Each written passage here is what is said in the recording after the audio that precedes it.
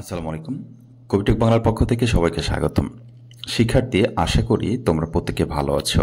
SSC vocational পরীক্ষা 2025 এই সাবজেক্টটা এই বিষয়টা নিয়ে একটু কথা বলতে চাচ্ছি, যেটা তোমার জন্য মোস্ট ইম্পর্টেন্ট হতে যাচ্ছে। দেখো, কবিটেক বাংলা তোমাদের যে তথ্যগুলো দেয়, যে টেকনিকগুলো শেখায়, এরকম তুমি সারা বাংলাদেশের কোনো জায়গায় পাবা না। তোমার স্কুলের শিক্ষক বলো, তোমার গৃহশিক্ষক বলো, যে কোনো জায়গায় পাবা না।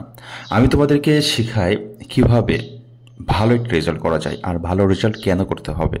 এসএসসি 2025-এর একটি রেজাল্ট তোমার জীবনকে ঘুরিয়ে দিতে পারে, উন্নতির শিখরে নিয়ে যেতে পারে। সেই ক্ষেত্রে তুমি তো অবহেলায় হেলাই ফেলাই কাটিয়ে যেমন তেমন পাশ করলে তো রেজাল্টটা তোমার মানসম্মত হলো না। পরবর্তী তুমি কি করবা? তুমি এসএসসি পরে ইন্টারমিডিয়েট ভর্তি হবা, পলিটেকনিকে ভর্তি হবা।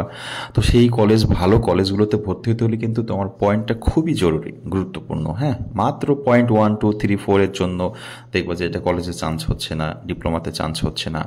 সেই ক্ষেত্রে যদি একটু মনোযোগ সহকারে তোমরা যে সময়টা আছে এই সময়টাও ব্যয় করো, ইনশাল্লাহ ভালো একটা রেজাল্ট হবে। পরবর্তী জীবনে, পরবর্তী স্টেজে তোমার আশা করি খুব ভালো একটা ফল পাবা। তো আজকে আমি বাংলা বিষয় নিয়ে কথা বলছি। পুরো বাংলা কিভাবে পড়তে হবে, বাংলা কিভাবে পড়লে প্লাস পাওয়া যাবে অল্প সময়ে, এই টেকনিকটা আমি শিখাই দিচ্ছি। অনেকে বোঝে না, না বুঝে কোথা থেকে পড়বো কিছুই বুঝতেছে না, এইভাবে আজকে এটা পড়তেছে, কালকে ওটা পড়তেছে, ভালো লাগতেছে না, রেখে দিতেছে। এই সব বিষয়গুলো আমি যেভাবে টেকনিকটা দেখাই দিচ্ছি, যে সময়টা রয়েছে 15-20 দিন, এই সময়টাও তুমি কাজে লাগিয়ে বাংলা মাত্র তোমার 1 থেকে 2 দিনের সিলেবাস শেষ হয়ে যাবে বাংলা। এর সাথে অন্য সাবজেক্টও পড়তে পারবে, শুধু সারাদিন বাংলা পড়তে হবে এমন কোনো কথা নেই। আমি কি শিখাই দিচ্ছি দেখো, প্রথমে তোমাকে সিলেবাসটা ধরতে হবে। দেখো, আমি সিলেবাসে তোমাকে দেখেছি, বাংলা টুর সিলেবাস টোটাল হচ্ছে এতটুক, মাত্র অল্প সিলেবাস। যেখানে গদ্যতে আছে আমাটির ভেপু, মানুষ মোহাম্মদ সাল্লাহ সাল্লাম, শিক্ষা মনুষ্যত্ব, পহেলা বৈশাখ, 71 দিনগুলি করে আছে। টোটাল 5টা গদ্য আছে। এবার আসো পদ্যতেও 5টা আছে, মানে কবিতা। ব্যাকরণে অনেক ছোট একটা সিলেবাস, শব্দের শ্রেণী বিভাগ, পদ প্রকরণ, ক্রিয়া, কাল, বিভক্তি, এক কথায় প্রকাশ, জ্যোতিচিহ্নের ব্যবহার, আর পত্র লিখন আছে, দরখাস্ত আছে, রচনা আছে। এবার আসো, এই বিষয়গুলো তুমি কিভাবে শর্ট করে নিয়ে আসবা, কিভাবে শর্ট করে পড়লে তোমার এই অল্প সময়ে মাত্র একদিনের সিলেবাসটা শেষ করে এ প্লাস পেতে পারবে, সেটা আমি আলোচনা করছি। দেখো, এখান থেকে তোমাকে জানতে হবে প্রশ্ন প্যাটার্ন কিভাবে আসতে হবে, তাই না? তো প্রশ্ন প্যাটার্ন দেখতে হলে আমি তোমাদের একটা জায়গায় নিয়ে যাচ্ছি, বাংলা প্রশ্নটা কেমন হয়। আচ্ছা, একটু মনোযোগ দিবা।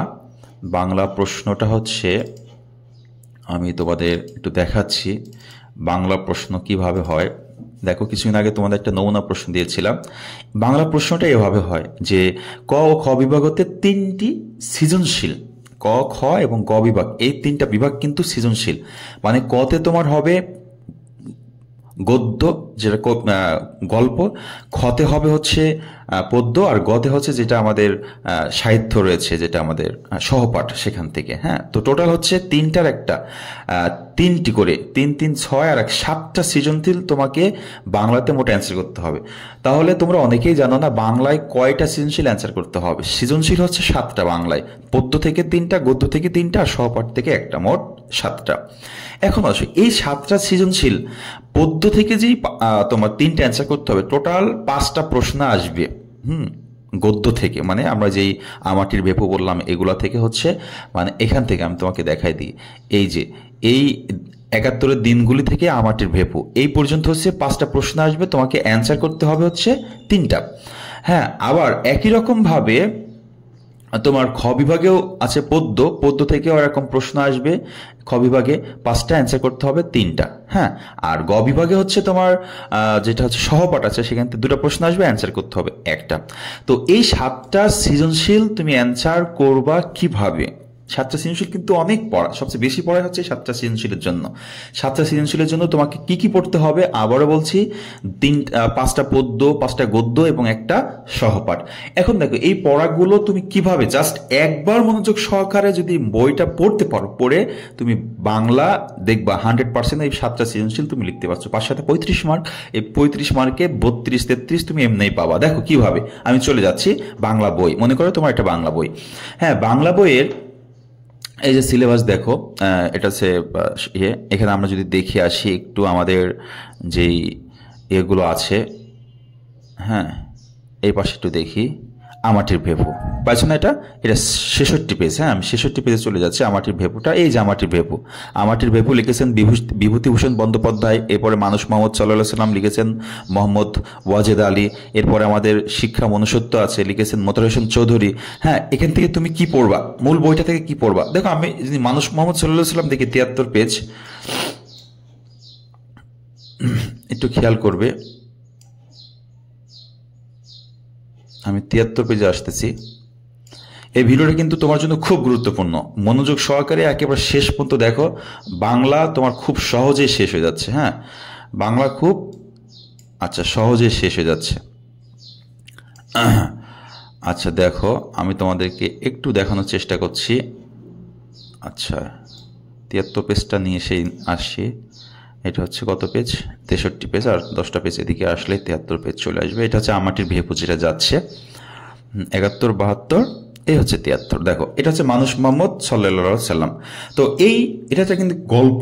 হ্যাঁ, এই গল্পটা, এটা হচ্ছে গল্পের সব লেখা। হ্যাঁ, এখন তোমার মূল বইটা তুমি দেখলেই দেখবে এরকম আছে। প্রথমেই লেখা আছে মানুষ মোহাম্মদ সাল্লাল্লাহু সাল্লাম, মোহাম্মদ ওয়াজেদ আলী। আর এখান থেকে শুরু করে এই যে এই পর্যন্ত, এগুলো হচ্ছে এই মোহাম্মদ ওয়াজেদ আলীর কি লেখক পরিচিতি, তার সম্পর্কে লেখা আছে। এখান থেকে কি পড়তে হবে? এখান থেকে জাস্ট পড়বা সে জন্মগ্রহণ করছে কত সালে, মৃত্যুবরণ করছে কত সালে, এবং এই মানুষ মোহাম্মদ সাল্লাল্লাহু সাল্লাম কোনো কাব্যগ্রন্থ বা গল্পগ্রন্থ থেকে নেওয়া হয়েছে কিনা এটা পড়ে নিবা।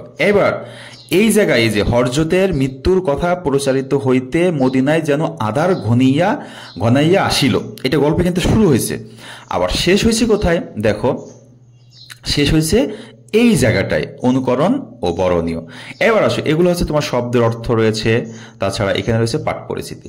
তুমি গল্পটা পড়ার আগে কি করবা, এই শব্দের অর্থগুলো জাস্ট একবার পড়বা। যেমন বীরবাহু মানে শক্তিধারী, স্তোতধি মানে স্থির বুদ্ধি সম্পন্ন, ধি মানে বুদ্ধি। এগুলো পড়ার পরে আসবা এই পাঠ পরিস্থিতি। হ্যাঁ, পাঠ পরিস্থিতি একবার মনোযোগ সহকারে পড়বা। দেখো, পাঠ পরিস্থিতিটা মানে হচ্ছে গল্পের সার সংক্ষেপ। পুরো গল্পটাকে এখানে ছোট করে সংক্ষেপে উপস্থাপন করা হয়েছে। এটা পড়ার পর তুমি চলে যাবা এই গল্পের একেবারে প্রথম লাইনে। এবার তুমি এখান থেকে মনোযোগ সহকারে হযরতের মৃত্যুর কথা প্রচারিত হইলে মদিনায় যেন আধার ঘনাইয়া আসিল, কাহারো মুখে আর কথা সরে না, কেহ বা পাগলের মতো কাণ্ড শুরু করে, রাসূলুল্লাহর পীড়ার খবর শুনিবার জন্য বহু লোক জামায়াত হয়েছে। এরকম এই গল্পটা মনোযোগ সহকারে পড়ার জন্য না, একবার তুমি যেন মনে রাখতে পারো গল্প হিসেবে। যেমন আমরা দাদাদারকে কাছ থেকে গল্প শুনছি, আমরা নিজেরা গল্প বলি, এরকম গল্পটা মনে রাখার জন্য গল্পটা পড়ে শেষ করবা। শেষ করার পর এখন কি করতে হবে? শেষ করার পর এই অধ্যায় থেকে মোস্ট ইম্পর্টেন্ট একটি থেকে দুইটি তোমার সৃজনশীল পড়ে নিতে হবে। এখন মোস্ট ইম্পর্টেন্ট সৃজনশীল তুমি কোথায় পাবা? সৃজনশীলগুলো ইম্পর্টেন্ট করতে হলে অবশ্যই তোমার একটি সাজেশনের প্রয়োজন আছে। কবিট্রিক বাংলা তোমাদের স্পেশাল সাজেশন দিচ্ছে। দেখো, আমি হযরত মানুষ মোহাম্মদ সাল্লাল্লাহু সাল্লামের কাছে যাচ্ছি। এই যে মানুষ মোহাম্মদ সাল্লাল্লাহু সাল্লাম, এখানে 3 স্টার দিয়ে একটি প্রশ্ন আমি এখানে রেখেছি, দেখছো? এবং সেটার উত্তরে এখানে করা আছে। এটা কিন্তু আমার স্পেশাল সাজেশন, এটা তোমরা যেখানে সেখানে পাবো না, এটা তোমাকে কবিট্রিক বাংলার সাথে যোগাযোগ করে নিতে হবে। এবার এরকম দুইটা সৃজনশীল তুমি কি করবা? পড়ে ফেলবা। মানে সৃজনশীল কেমন আসে, প্রশ্ন কিভাবে লিখতে হয়, উত্তরের প্যাটার্ন কেমন, এটা তুমি জেনে নিলা। নিয়ে এবার তুমি চলে যাবা কি, আবার হচ্ছে আরেকটি গল্পে চলে যাওয়া। যেমন উপরে আমরা দেখেছি, এটা হচ্ছে আমাটির ভেপু। সেম একই রকম ভাবে এইভাবে পদ্য, গদ্য এবং হচ্ছে সাহিত্যগুলো পড়ে তুমি শেষ করবা। করার পর তোমার কিন্তু বাকি থাকবে হচ্ছে এই সেকেন্ড পেপার, গ্রামারগুলো, ব্যাকরণের যে ইয়েগুলো আছে। এখান থেকে তোমার মূল বই পড়লেও সমস্যা নাই, না পড়লেও সমস্যা নাই। কবিট্রিক বাংলার কাছ থেকে তুমি স্পেশাল সাজেশন নিলে প্রত্যেকটা টপিকের উপরে মোস্ট ইম্পর্টেন্ট যে গ্রামার, ব্যাকরণ পার্টগুলো রয়েছে সেগুলো তুমি এখানে পেয়ে যাবে। আমি তোমাকে দেখাই দিচ্ছি, এটা হচ্ছে স্পেশাল সাজেশন। আচ্ছা দেখো, এটা হচ্ছে ব্যাকরণ পার্ট, এই হচ্ছে ব্যাকরণ পার্ট। একটা জিনিস দেখাই দিলাম শুধু এখান থেকে, এই যে, তাহলে তোমার এইটা আর বই পড়ার দরকার নাই, ঠিক আছে? তুমি জাস্ট পড়বা, এখানে রচনাও দেওয়া আছে, সবকিছু দেওয়া আছে। তুমি জাস্ট পড়বা হচ্ছে পদ্য, গদ্য এবং হচ্ছে সাহিত্যর বইটা হচ্ছে এটা, এই যে বাংলা সহপাঠ, ঠিক আছে? এটা সাহিত্য। এটা তো সাহিত্য তোমাদের আছে কি, তোমরা কি জানো? সিলেবাসে দেখো সাহিত্য তোমাদের আছে কি? হ্যাঁ, এখানে কি দেওয়া আছে সাহিত্যটা?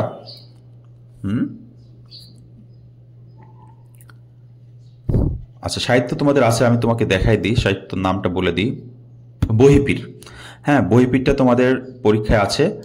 সাহিত্যর এখানে দেখি সিলেবাসে এখানে বহিপীরটা আছে কিনা। হ্যাঁ, সূত্র, এই যে নাটকটা, হ্যাঁ, বহিঃপির এটা আছে, এটা তোমাদের পরীক্ষায় আসবে। তাহলে বহিঃপিরটাও একই রকমভাবে একবার মূল গল্পটা জাস্ট রিডিং পড়বা, দেখবা যে তুমি পরীক্ষায় আসলে লিখতে পারছো। শিক্ষার্থীবৃন্দ, এই হচ্ছে তোমাদের বাংলা পড়ে শেষ করার একটা প্রস্তুতি। যদি ভিডিওটি সম্পূর্ণ দেখে থাকো, এই পদ্ধতিতে বাংলা পড়ে ফেলো, এবং তোমার যে সেকেন্ড পেপারে যে প্রশ্নগুলো আমি দেখালাম এগুলো কিন্তু কবিটেক বাংলার স্টার মার্ক দেওয়া আছে। এই প্রশ্নগুলো তুমি জাস্ট পড়ে কয়েকবার রিডিং লিখবা, লিখলে দেখবা পরীক্ষা হলে খুব সুন্দর মন থাকছে। হ্যাঁ শিক্ষার্থীবৃন্দ, এই হচ্ছে তোমাদের বাংলা সম্পূর্ণ একটি ধারণা দেওয়ার চেষ্টা করলাম। এছাড়া বাংলায় আরেকটি ভিডিও সামনে আসতেছে, সেটা হচ্ছে বাংলায় কোন প্রশ্ন কত মার্কের এবং কত মিনিট তুমি লিখবা। হ্যাঁ, কোন প্রশ্নটা আগে লিখবা, লিখে তুমি বাংলায় ভালো একটা মার্ক উঠাইতে পারবা, A+ পেতে পারবা, অল্প পড়াশোনা যেহেতু তোমাদের রয়েছে।